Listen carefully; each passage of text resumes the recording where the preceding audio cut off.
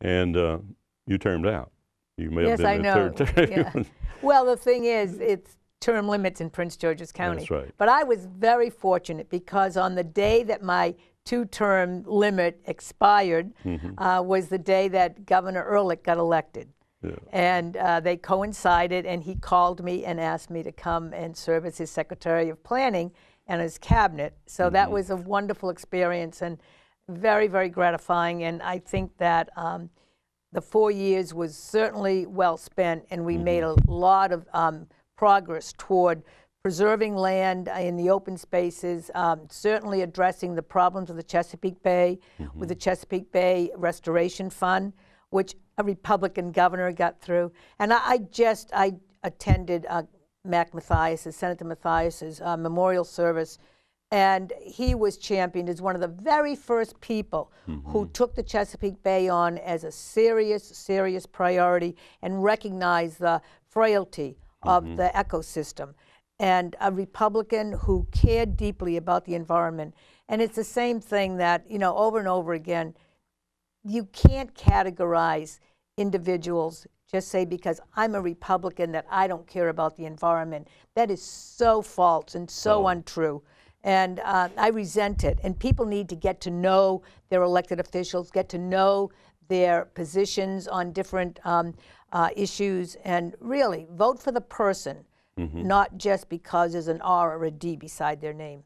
Absolutely, and my very sentiments there, Audrey. And over the years, you've had the experience of having people vote for you in the November election that may not have voted for you in the primary for that very reason. So you come from not only a sense of responsibility with a comment like that, but a sense of the individual understanding that people who be representing them are all of the people, if they're elected, in their area of jurisdiction.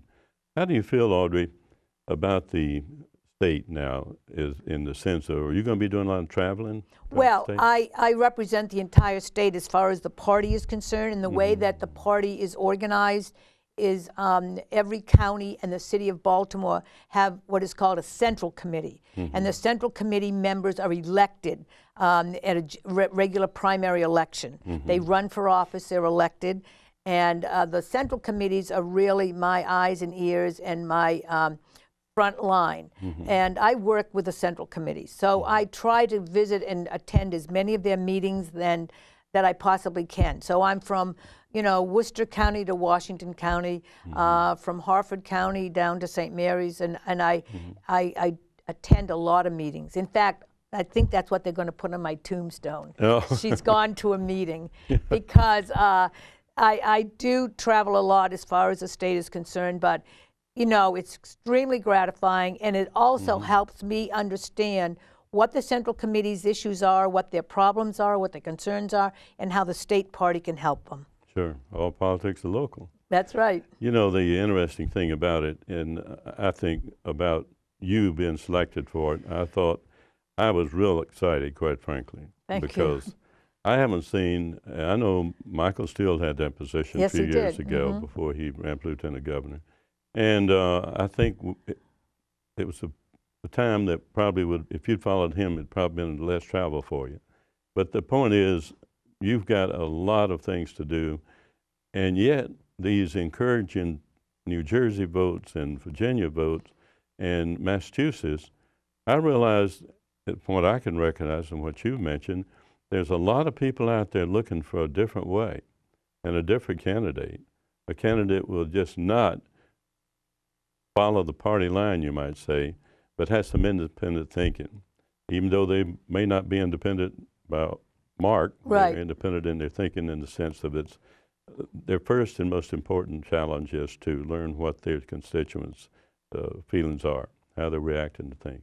And we've got a few minutes left, 5 minutes or so. I'd like for you to just tell me what you'd like to about our present situation. You've told me a lot of things you're doing. What else, even on a national level? Well, the one thing is, I think that we have And I couldn't pick a better year to be chairman of the state Republican Party. It wasn't on my radar screen, but it was something that came up, and I really, really care about this state. I love Maryland, and I have major investments as far as my time, my energy, my years of involvement, and I really care about what's happening in this state. And some of what I see actually scares me. And I feel that 2010 is going to be the year that makes a difference. And I believe that 2010 is our year, meaning it's going to be a Republican year, because of the frustration that I see, because of the anger, and actually, in many, many cases, pure fear. People are afraid for the future. They're afraid of what's happening, and they want it to stop. They want the government to put the brakes on. And they realize that we have mortgaged our children's future, we have mortgaged our grandchildren's future, and as far as the federal government, we've mortgaged our great-great-grandchildren's future. And there is just mind-boggling that we have gotten ourselves into this situation. Now, the federal government prints money, but the state government does not print money. And the state government's supposed to have a balanced budget. And I don't know if you recall, but last year, the day after the budget was signed and approved and went into effect, the fiscal year, as you know, goes from June 30th to from July 1st through the end of June. And the day after June 2nd, the governor announced that there was something like a $2 billion deficit. Well, you know, it's supposed to be a balanced budget, and it's supposed to stay a balanced budget, and your spending is supposed to reflect that. That's Maryland law. That's Maryland law. And Maryland can't print money. So we've got to live within our means. And I just think that we have to make sure that our elected officials hear the message and take action. You're absolutely right, Audrey. And I'll tell you, it's been a great meeting with you. And I've enjoyed it too. I wish you well. And we're going to have to wrap up now. That was good information, and tune in next time. Thank you very much.